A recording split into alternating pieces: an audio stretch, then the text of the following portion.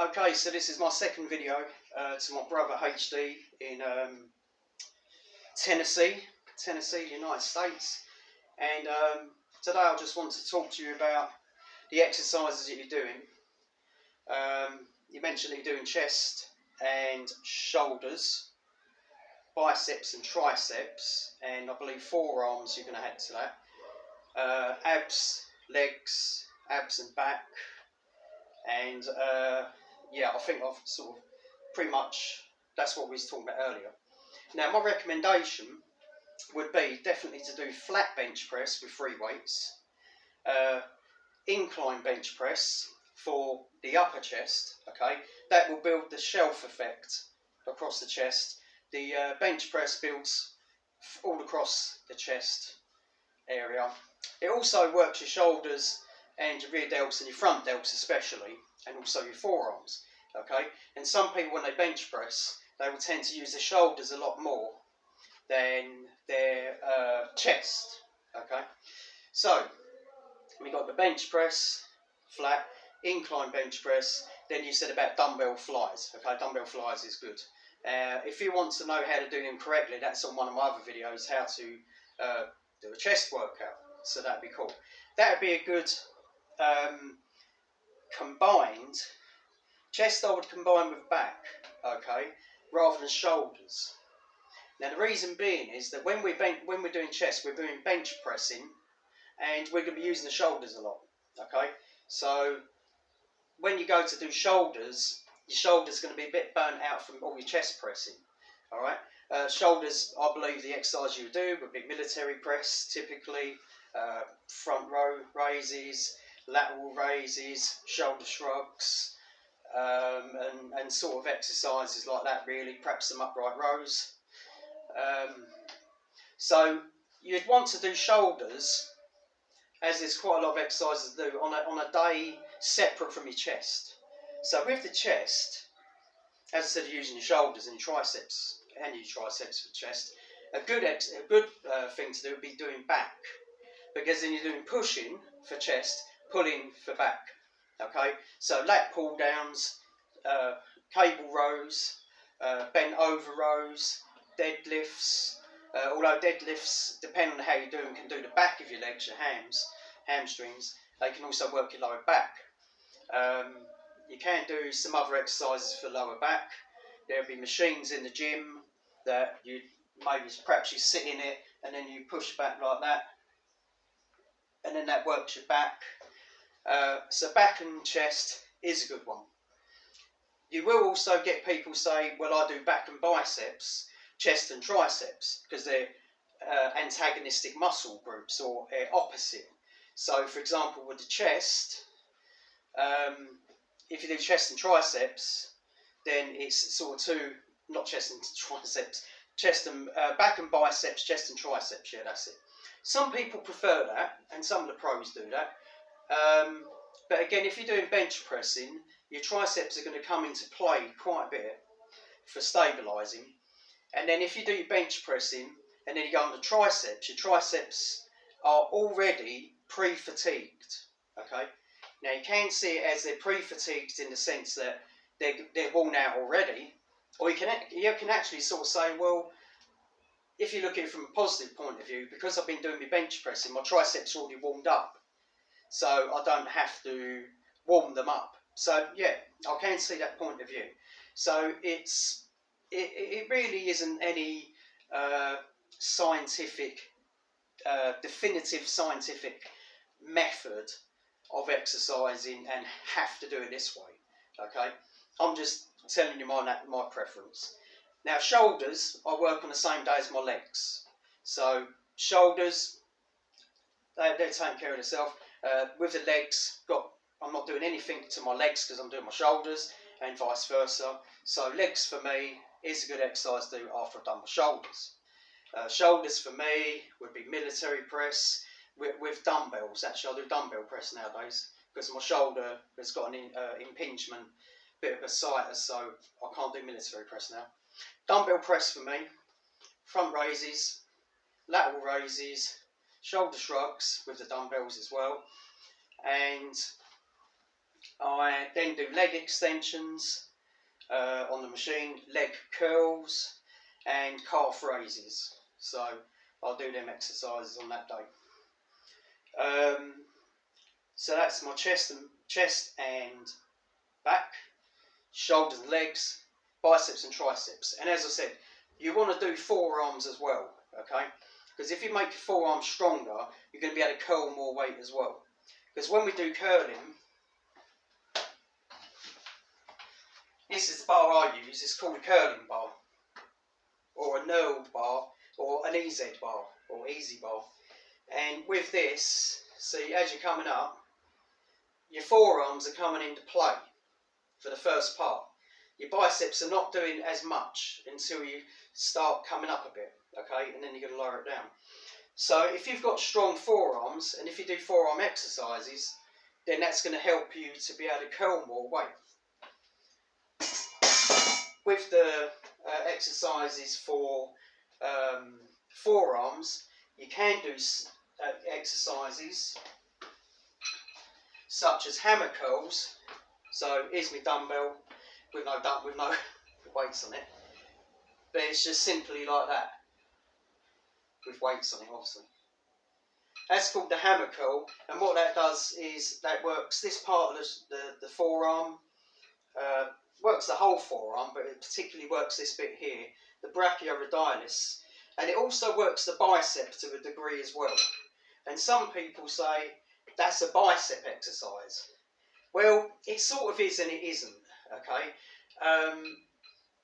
With the bicep, you really have to make sure you've got the palm up to hit the biceps. You don't typically curl like that. So this is more well known as a hammer curl for forearms, but it can work bicep as well. It's just splitting hairs. Now, another good forearm exercise, apart from hammer curls, is the wrist curls. And what I would do here is I'd have my arm on the bench, say the bench is there, I'd roll it down my wrists, then curl up like that. Okay, and what that does is it works the flexor part of the forearm. Now if I turn that around, again, arm on the bench, okay, I wouldn't do it like this, stand up, and you just turn it up like that, that does the extensor. So you've got both parts of the forearm working there. Oopsie. So, yeah, I think that pretty much covers all the different exercises. I typically do one set of a warm-up exercise on each exercise. So, barbell press, bench press, I do one set of 20 reps. So I find a weight that I can do 20 reps comfortably, okay? I don't want to get taxed out and max out on the first set. So I do 20 reps and I'm like, getting to 17, 18, 19, 20. Oh, that feels good, you know, I've got a bit of a pump going on here and that feels good. So then I want to go for one warm-up set and then 2 to 3 working sets. Now, typically I do 3 working sets. Now, when I say working sets, that means we can start putting the weight up. So the first set will be a warm-up, let's say that was 40 kilograms, okay? You do the maths with the pounds.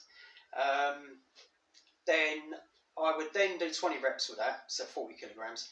Then for my first working set, I'll bump it up by an extra 10 kilograms or 20. So let's say for example, I'll do 50 kilograms, but I'm going to be doing not 20 reps, but I'll do perhaps 15.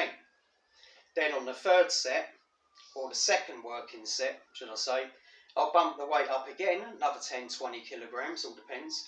And then I'll do 10 reps. And then on the final set, what I want to do is do an exercise, I want to do a weight that you do to failure, okay? So we're looking at the rep range between 6 and 8, okay? Now when I say go to failure, what that means is, let's say doing barbell curl for an example, when you're doing the sets to 10 reps, 15 reps and all that, say I'm on the 7th rep, 7, 8, 9, 10, there we go, it's not a bad bit of acting there. with a 5 kilogram bar. So that's how much effort I should be putting in.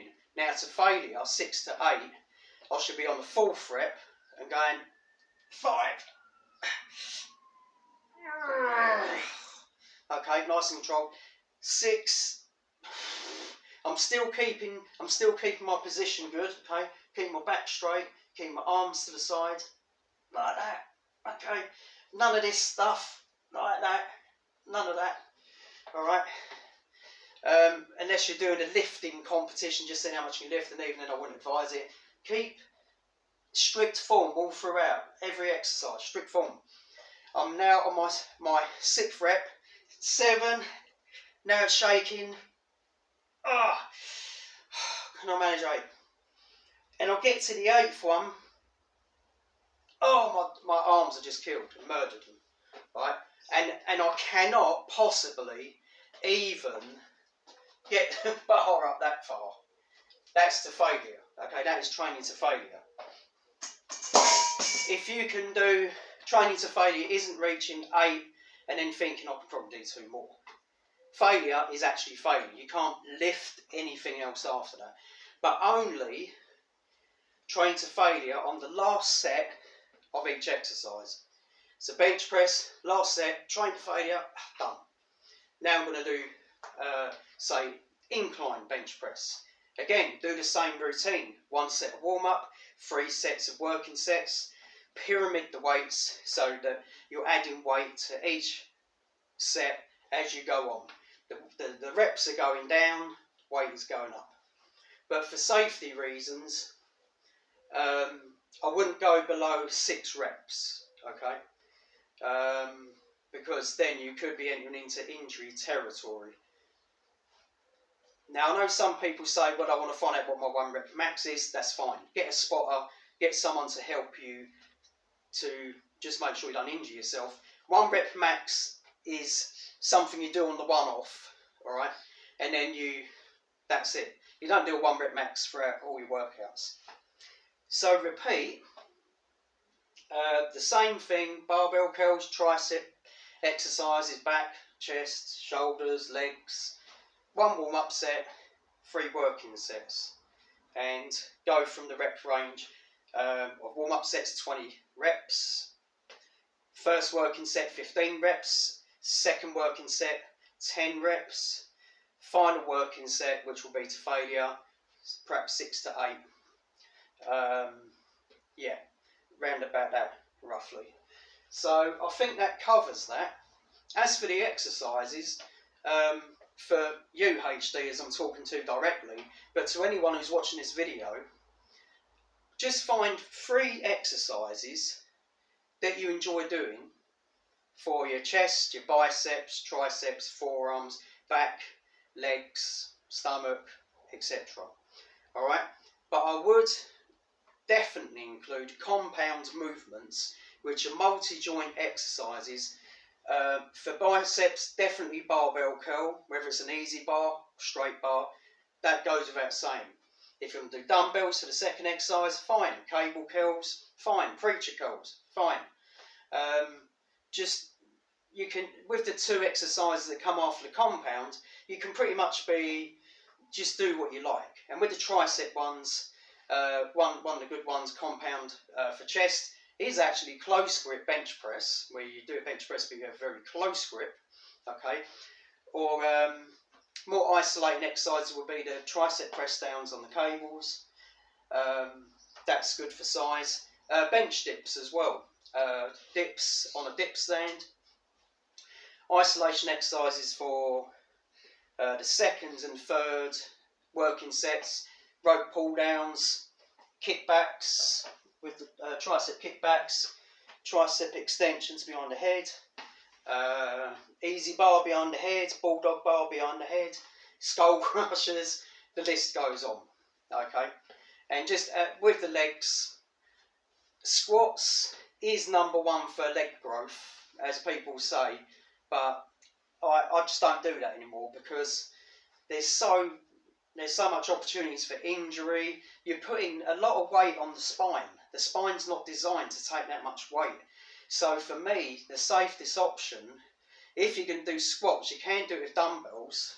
Okay, just hold dumbbell in each hand and do squat. Or some of the safer ones are probably hack squats, where there's a machine where you sort of lay back into it and you've got the handles there, and then you go up and down like that. Hack squats. Leg press machine, that's fine. No pressure on the spine. So me, not a big advocate for squats, especially when it comes to heavy weight. Leg extensions, very good. Leg curls, definitely include them. So I would probably recommend leg press or hack squats, and then leg extension, leg curls. There's not really a great variety for that. Yeah, so like I said, the first exercise you're doing and the warm-up one, make sure you get a compound exercise, one that will really, you can add some good amount of weight to. Then the other two can be isolation exercises. If you've got any questions, just drop a comment. And for those who are not HD, my buddy in Tennessee, then I hope that you got something from this video. Please share it with other people, subscribe to my channel. At the end of the day, I'm doing this video because I like to, and for some of the people that I know, and for my children growing up, they can go back to these videos and say, now what did Dad say about that exercise? You know, so I don't care about getting loads of views, you know. If I get them, I get them. If I don't, I don't. I'm still going to do my videos, because that's not what it's about. Okay, I just love doing what I'm doing. So I'll see you in the next video. Catch you all later.